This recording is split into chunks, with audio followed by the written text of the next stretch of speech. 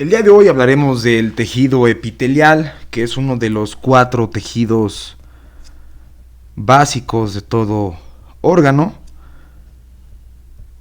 Y junto al tejido epitelial encontramos al tejido conectivo,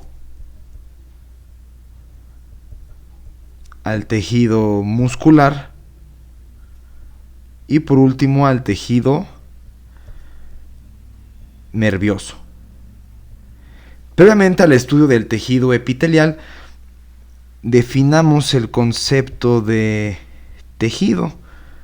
El tejido es el conjunto organizado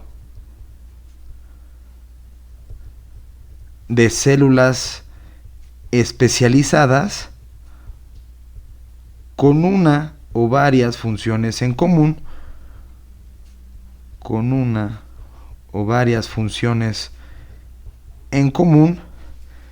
más su matriz extracelular. En este caso, el conjunto organizado de células especializadas habla de la morfología, la estructura, la arquitectura que presenta cada tejido, y asimismo las células especializadas hace referencia a que cada tejido tendrá sus propias células y que éstas pueden tener una o varias funciones en común. Y por último, la matriz extracelular, que comprende los elementos secretados por dichas células y que está formada la matriz extracelular por las fibras, en este caso fibras colágeno, elásticas, reticulares, y la sustancia fundamental.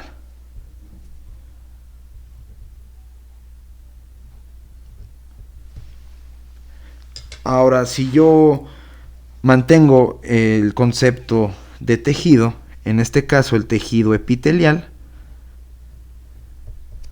sería igual a las células epiteliales más su matriz extracelular. Y en este caso la matriz extracelular del tejido epitelial se conoce como la lámina basal.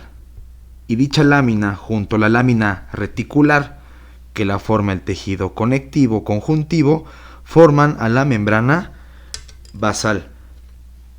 Existen dos grandes grupos del tejido epitelial. Encontraremos células epiteliales que tapicen superficies, formando el gran grupo del tejido epitelial de revestimiento, y asimismo otro grande grupo de células epiteliales que forman glándulas, el tejido epitelial glandular, que comprende glándulas endocrinas y exocrinas. Empecemos la clase con el tejido epitelial de revestimiento. El tejido epitelial de revestimiento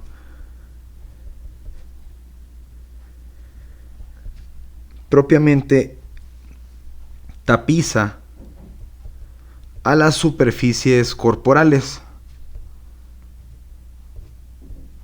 ya sean internas o externas. En este caso, la superficie externa forma a la epidermis, que es la primera capa de la piel o del órgano tegumentario, y a las superficies internas, como pueden ser vasos sanguíneos o todos los órganos pertenecientes al aparato respiratorio, al aparato digestivo o asimismo el aparato urinario.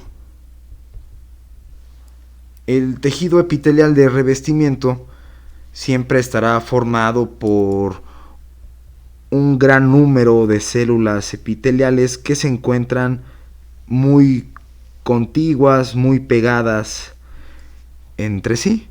En este caso represento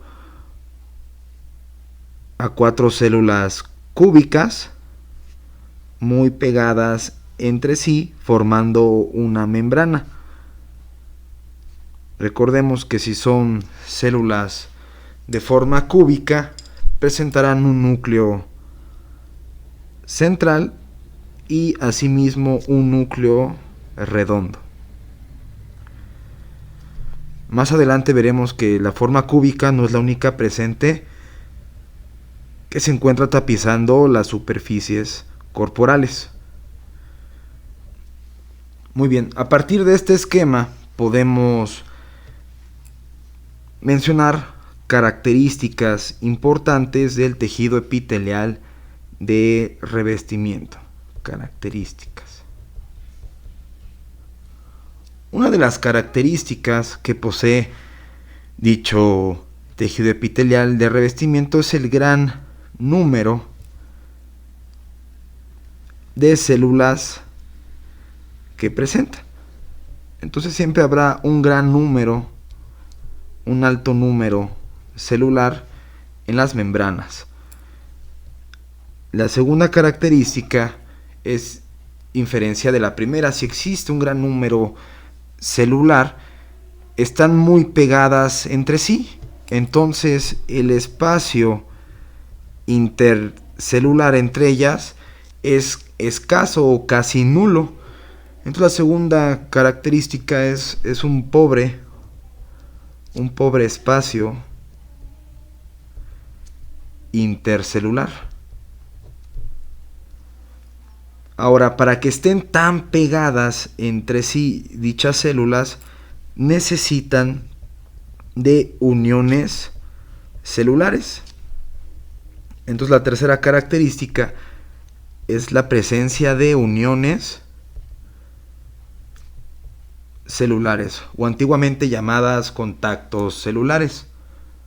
Ahora, la cuarta característica del tejido epitelial de revestimiento es que dichas células epiteliales, al no ser tan complejas, tan especializadas como una neurona, como una célula cardíaca, presentan alta proliferación. Dicha característica tiene relevancia clínica debido a que encontramos mayor número de tumores de origen epitelial o glandular que de nervioso o de origen muscular. La quinta característica está relacionada con la matriz extracelular. Recordemos que la matriz extracelular de tejido epitelial es la lámina basal, que junto al tejido conjuntivo que forma la lámina reticular forma una membrana muy gruesa denominada membrana basal. Entonces, la quinta característica del tejido epitelial de revestimiento es que todo tejido epitelial de revestimiento descansa sobre una membrana basal. Todos. La formación de la membrana basal la estudiaremos en matriz extracelular. Vale la pena mencionar que la membrana basal es paz positiva y con tinciones argénticas que usan plata. También permite su identificación o revelación. Entonces, la quinta característica, todo tejido epitelial descansa sobre una membrana basal. Ahora, el número 6 también habla de su de su matriz extracelular, que es la lámina basal, que es un componente de la membrana basal, pero es muy escasa. Recordemos entonces, como sexta característica, que el tejido epitelial presenta escasa o casi nula matriz extracelular, y el tejido que más secreta matriz extracelular es el tejido conjuntivo. Muy bien, la característica número 7 es que siempre, debajo de todo epitelio hay tejido conjuntivo. Entonces, por debajo de todo tejido epitelial hay tejido conjuntivo. En este caso representemos algunas fibras, algún fibroblasto, a un mastocito,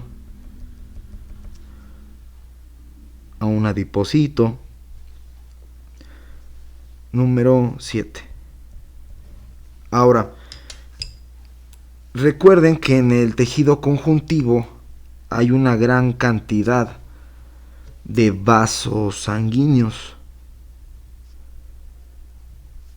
Dichos vasos sanguíneos permiten, mediante la difusión, la nutrición de las células epiteliales, porque el tejido epitelial es avascular, pero se nutre mediante la difusión de los vasos y componentes que están en el tejido conjuntivo. Ahora, toda regla tiene su excepción. Existe un tejido epitelial, un epitelio, que sí presenta vasos sanguíneos y se localiza en el oído interno. Y dicho epitelio se denomina el epitelio de la estría vascular. Ahora, la característica número 9 es la presencia de polaridad en las células epiteliales. Presentan polaridad, que en un momento lo explicaremos. Y por último, también presentan filamentos intermedios específicos. ¿Cuáles son? Tonofilamentos, que estarán muy relacionados los tonofilamentos con las uniones celulares, también la citoqueratina. Asimismo, si son células nucleadas, presentan láminas nucleares,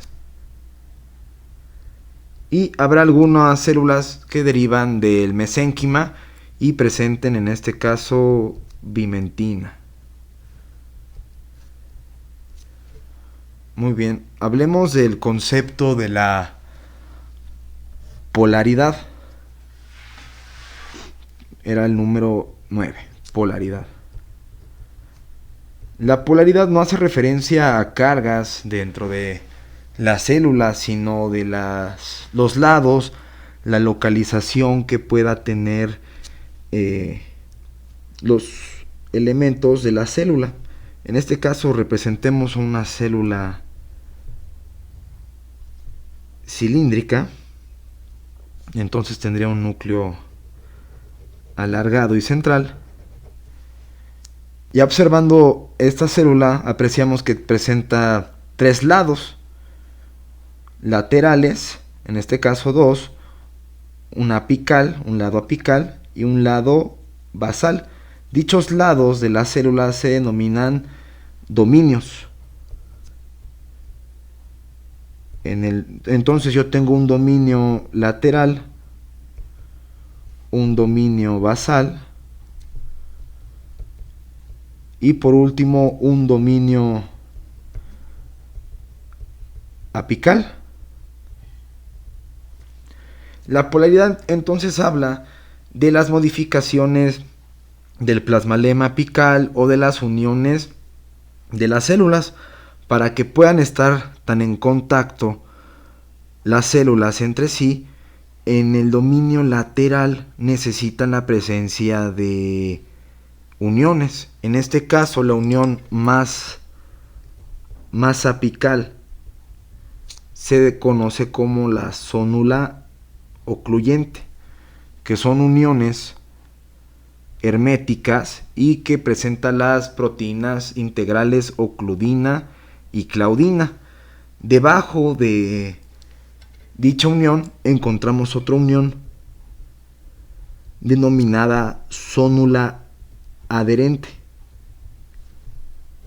que presenta proteínas integrales como las cateninas y caderinas, y asimismo se unen a tonofilamentos o filamentos intermedios, y por debajo de dicha unión encontramos a la mácula, a una unión denominada mácula adherente, o también conocida como desmosoma. Y en la parte basal encontraríamos una unión que permita la fijación de la célula a su lámina basal. De forma importante encontramos a la unión denominada hemidesmosoma. Entonces, por eso en la literatura comentan que solo existen dos dominios, un dominio apical y un dominio basolateral, ya que ambos presentan uniones celulares. Recordemos que la presencia de una mácula, una zónula adherente, una zónula de oclusión, forman el complejo de unión. Ahora, en la parte apical encontraremos exclusivamente a modificaciones del plasmalema apical, en este caso a cilios, a microvellosidades y a los estereocilios. Recordando entonces, en la parte apical solo habrá presencia de microvellosidades, cilios o estereocilios. Recuerden que los cilios están formados a partir del axonema y tienen una fórmula de 9 por 2 más 2. Las microvellosidades son haces paralelos de actina. Por último, las localizaciones. Los estereocilios se encontrarán en el aparato reproductor masculino, sobre todo en el conducto deferente y en el epidídimo. Las microvellosidades, que su función es la absorción, están localizadas en el aparato digestivo y en el aparato urinario. Y por último, los cilios se encuentran en el aparato respiratorio y asimismo en el aparato reproductor femenino, específicamente en las tubas uterinas. Ya para terminar, ya que hemos visto todas las características del tejido epitelial, por último podemos mencionar sus funciones. Una de ellas es la protección. Los epitelios nos protegen contra los rayos ultravioleta, contra elementos del exterior, contra microorganismos. También tiene la función de absorción. Si presentan microvellosidades, el aparato digestivo, absorción de nutrientes, de agua. Asimismo, también nos da la percepción, ya que el tejido epitelial se relaciona en algunos sitios, como la lengua, como la piel, con el tejido nervioso para la percepción. También, aunque de forma más importante a nivel glandular, encontramos la función de secreción. También otra gran función es el transporte de moléculas, también mediante un proceso denominado transitosis. Y por último, una función de permeabilidad.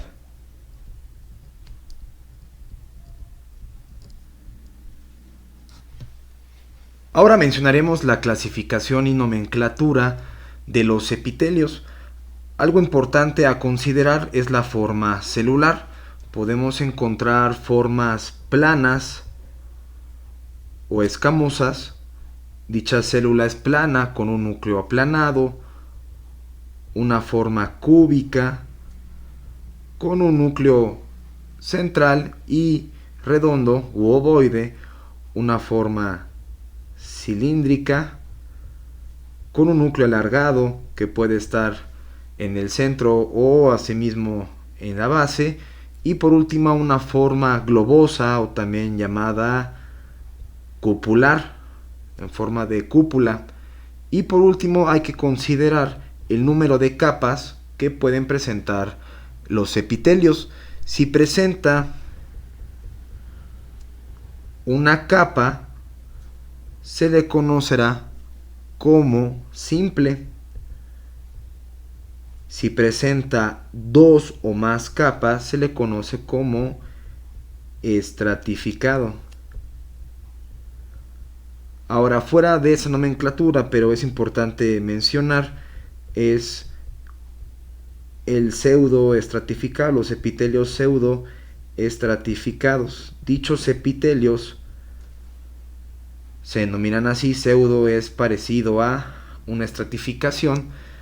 En este caso, todas las células presentan unión con la membrana basal, pero en la microscopía óptica, debido a la diferente localización de los núcleos, parece que es estratificado, pero no lo es, ya que presenta todas las células unión a membrana basal.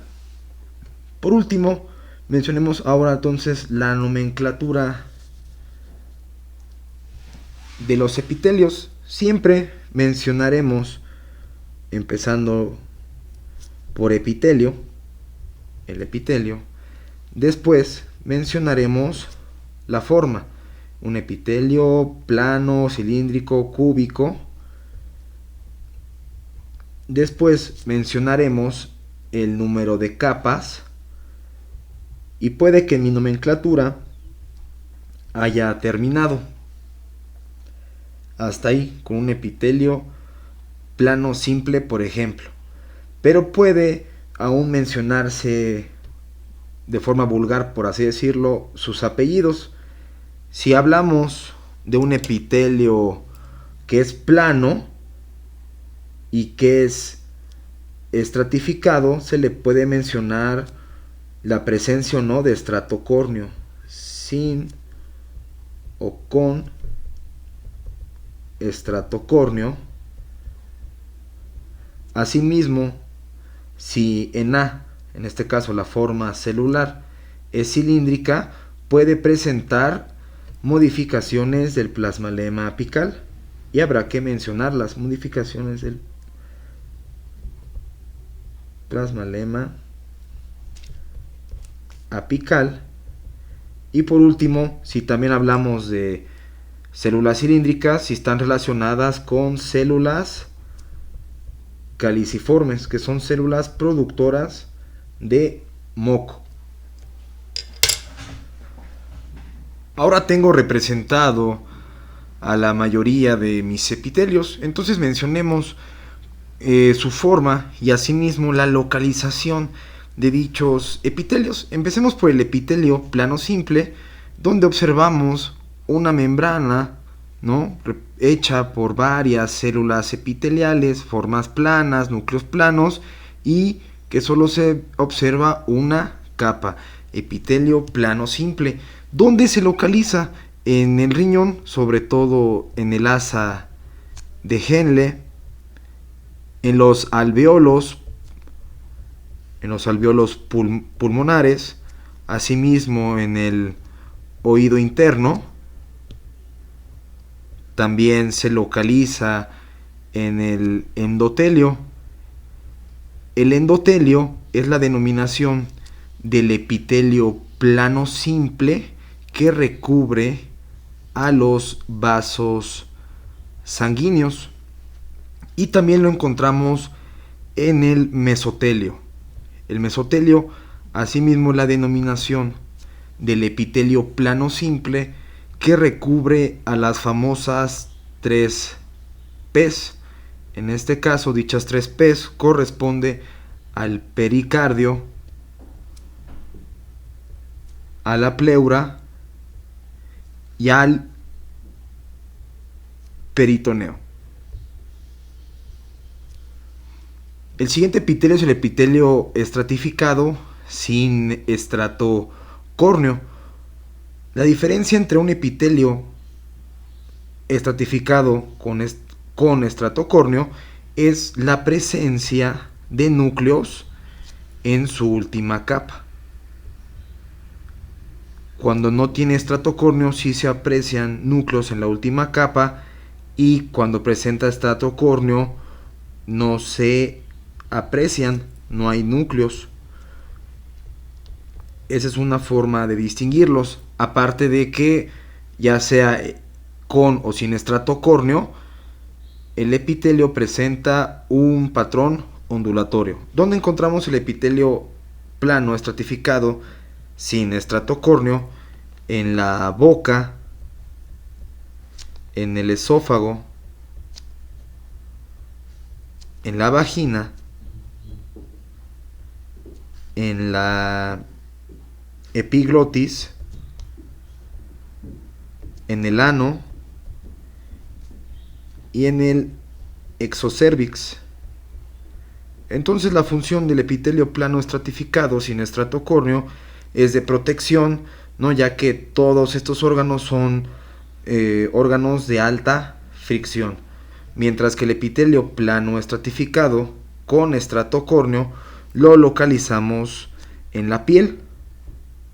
Propiamente dicho epitelio corresponde a la epidermis, y asimismo lo podemos encontrar en el paladar duro. Ahora hablaremos de la forma cúbica, teniendo la presencia de un epitelio cúbico simple, apreciación de un corte longitudinal, o de forma transversal, que hace mayor referencia a los conductos de glándulas. ¿Dónde encontramos el epitelio cúbico simple? En los plexos coroideos, donde se está formando el famoso líquido cerebroespinal. También lo encontramos en la superficie del ovario.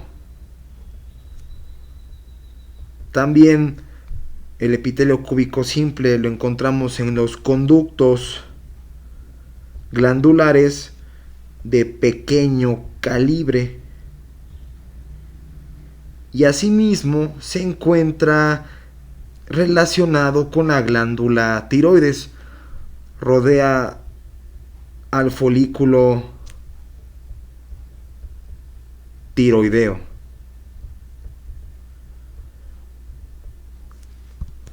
Muy bien.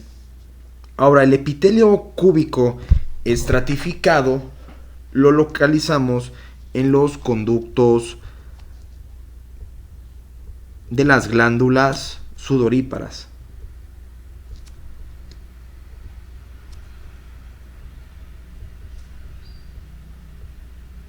El epitelio de dichas glándulas sudoríparas es estratificado, pero presenta únicamente 2 capas. Es por eso que en la literatura lo podemos encontrar como epitelio cúbico biestratificado. Ahora mencionemos el epitelio cilíndrico simple. Recordando que el epitelio cilíndrico, la forma cilíndrica, va a ser el más abundante en el organismo. ¿Qué es importante? El epitelio cilíndrico presentará como capas la simple, la pseudoestratificada y la estratificada, y una ayuda será para la identificación, los núcleos. En este caso, cuando es simple, observemos que los núcleos se encuentran de forma lineal, presentan una polaridad, y por eso podemos identificarlo como simple. ¿Dónde localizamos el epitelio cilíndrico simple?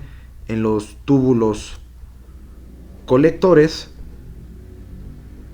y asimismo en los conductos glandulares, en este caso de mediano tamaño, que se apresarían de esta forma en un corte transversal. Después encontramos el epitelio cilíndrico simple mucosecretor. Dichas células cilíndricas se encuentran secretando moco. ¿Dónde localizamos dicho epitelio? En el endocérvix y en la mucosa gástrica, en el estómago. Si dichas células se encuentran secretando moco con tinciones de H&Y, que es la representación de todos mis dibujos, se pierde el producto de secreción y no se aprecia. Pero si al H&Y tuviera un agregado de paz, ¿no?, la parte apical de dicho epitelio se podría colorear de rojo debido a la presencia de dichas células. Entonces son epitelios también paz positivos. Y por último mencionaremos al epitelio cilíndrico simple con microvellosidades y células caliciformes, que propiamente corresponde dicho epitelio al epitelio intestinal. Entonces el intestino presenta dicho epitelio. Las microvellosidades no son apreciables en la microscopía óptica y asimismo las células caliciformes que secretan moco se pierde en la técnica ordinaria. Por eso se aprecian elementos blancos.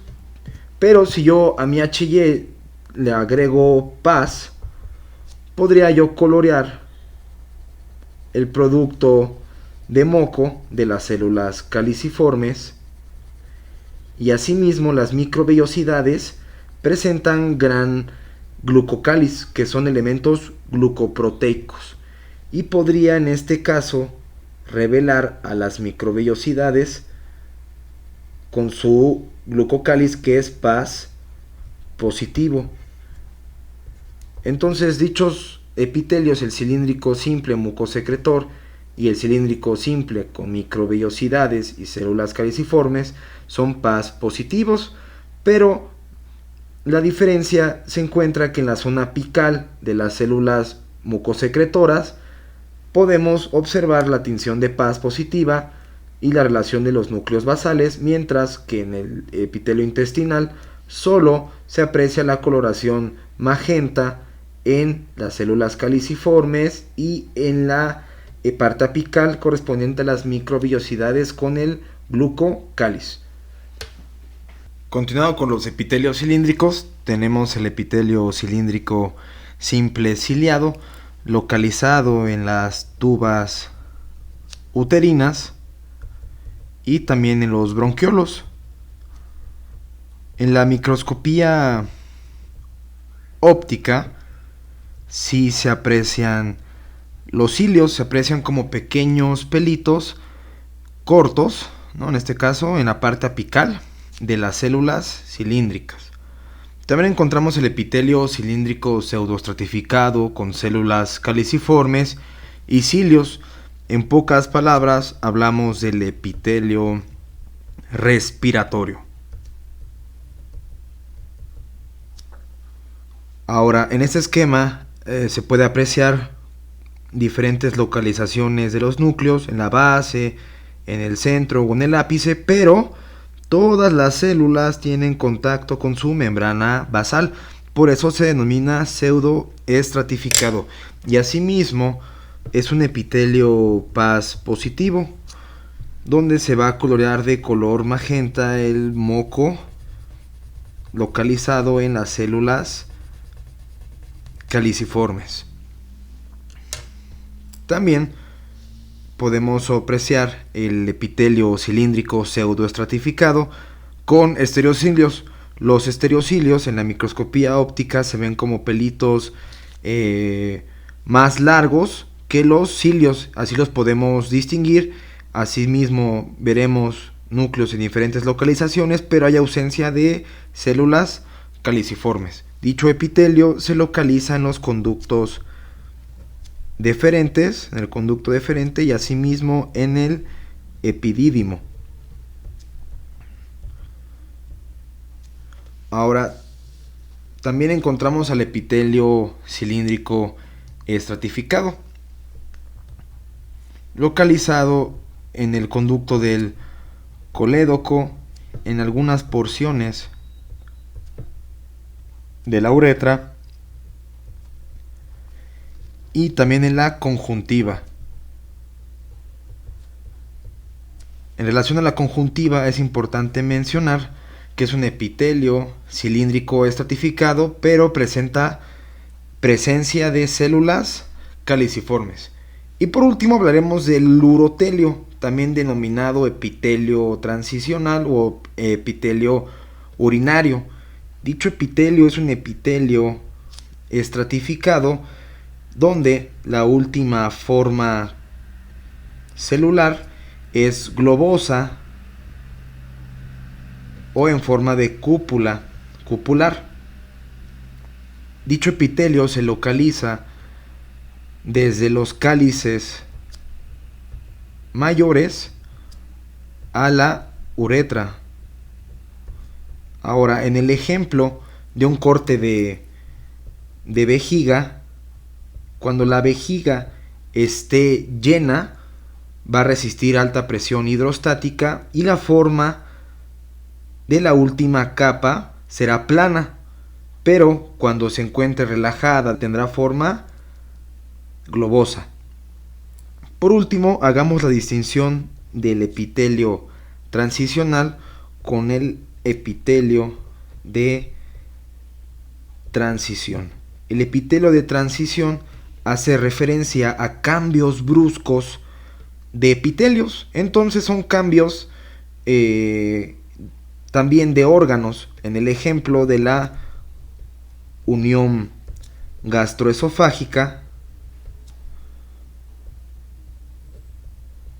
tendremos un cambio de un epitelio plano estratificado sin estratocórneo a un epitelio cilíndrico simple mucosecretor.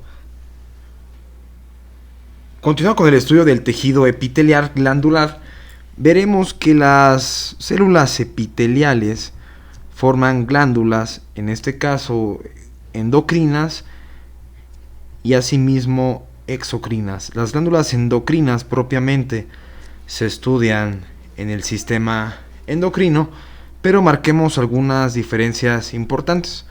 Los productos de secreciones de dichas glándulas se denominan hormonas y citocinas. Asimismo, dichas glándulas no presentan conducto, entonces sus productos de secreción, las hormonas, son vertidas al tejido conjuntivo para que pasen a los vasos sanguíneos. Y por último, mencionaremos algunos ejemplos de glándulas endocrinas. Una de ellas son las paratiroides, también encontramos a la glándula tiroides, a la adenohipófisis, y asimismo encontramos a la glándula suprarrenal y a las gónadas, mientras que las glándulas exocrinas se caracterizan por un producto de secreción más proteico.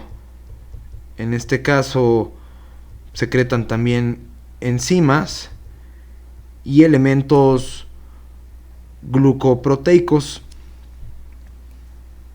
A diferencia de las endocrinas, sí presentan conducto y también presentan una unidad secretora denominada adenómero. En este esquema de una glándula exocrina podemos apreciar la porción conductora de la glándula exocrina, que siempre corresponde a un epitelio cúbico o cilíndrico simple y asimismo a su porción secretora denominada adenómero.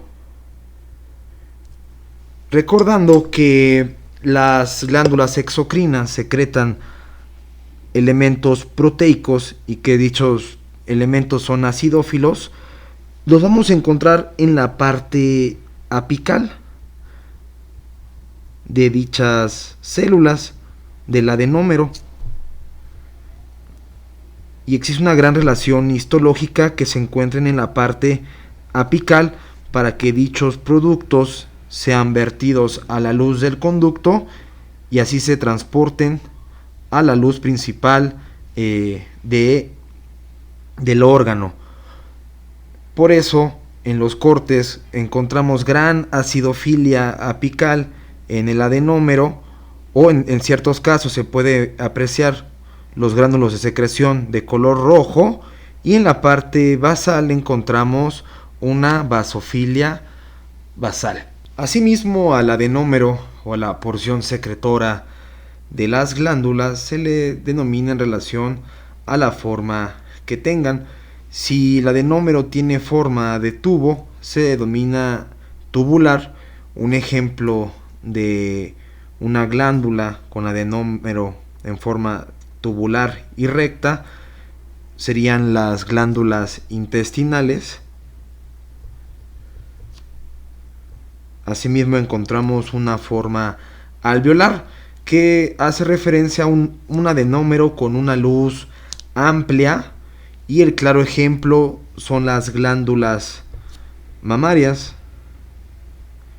Y también podemos encontrar una forma túbulo alveolar donde el adenómero en la parte apical sea tubular y el resto sea en forma alveolar con una luz amplia.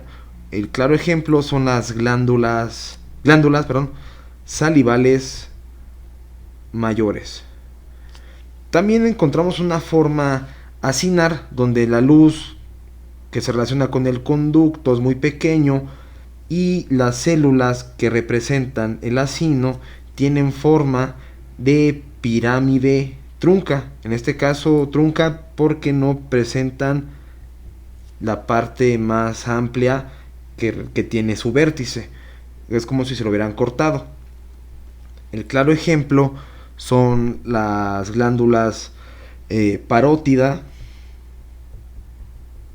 y asimismo el páncreas exocrino.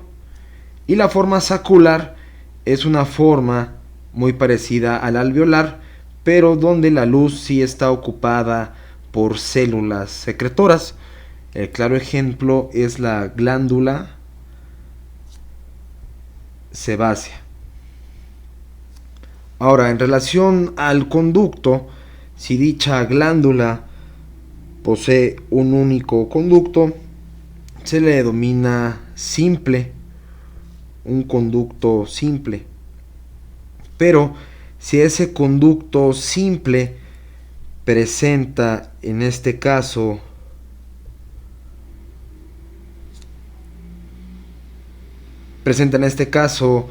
otros conductos a él, se le denomina compuesta. Y si esos conductos secundarios al primario también abren, se le denomina ramificada. También a las glándulas exocrinas se le estudia el mecanismo de secreción. Si presenta un mecanismo de secreción donde las enzimas o el producto sale sin robar membrana, sin membrana y sin citoplasma, se le conoce como merocrino o ecrino. Es lo mismo, merocrino o ecrino. Ahora, si llega a robar el producto de secreción membrana y citoplasma, a dicha forma de secreción se le conoce como apocrino. Y por último, Si el producto de secreción es vertido mediante la muerte celular, se le denomina como holocrino. Claros ejemplos para el merocrino es la glándula parótida, el páncreas. Para el apocrino serían las glándulas sudoríparas apocrinas y holocrino para la glándula sebácea. Por último, hablemos del tipo de secreción de las glándulas exocrinas, que pueden ser una secreción mucosa, serosa o mixta, en este caso mucoseroso. En las imágenes de los cortes en relación a los tipos de secreción mucoso, apreciaremos a los adenómeros con su porción de la luz en el centro, y las células se ven muy claras y presentan su núcleo rechazado a la periferia, debido a que en la mayor parte de su citoplasma se encuentra moco. Entonces la secreción mucosa se ve clara en tinciones con H y E, porque se pierde en la técnica ordinaria, y de forma académica, para recordar una secreción mucosa, es recordando una imagen de nubes. Ahora, la secreción serosa se relaciona mucho con la forma del adenómero acinar, donde las células tienen forma de pirámide trunca. Presentan también núcleos en la base y en la parte apical sus gránulos de secreción, en este caso acidofilia apical, y en la parte basal presentan al núcleo, al retículo endoplasmático rugoso, presentando entonces una basofilia basal. Y de forma académica, para recordar la secreción serosa, es una imagen de pizzas. Y por último, la secreción mucoserosa tendrá ambas imágenes. En este caso, sí descrito en la histología como una imagen de media luna serosa, representando yo una nube, una secreción mucosa, y si es media luna serosa, la mitad de una pizza alrededor de la misma, con su basofilia basal y su acidofilia apical. Generalmente la secreción mucosa y dichas imágenes en nubes las podemos apreciar en cortes de la glándula sublingual. Un corte de pizza sería una de páncreas, y por último una imagen mixta con imágenes de media luna serosa sería un corte de la glándula submaxilar.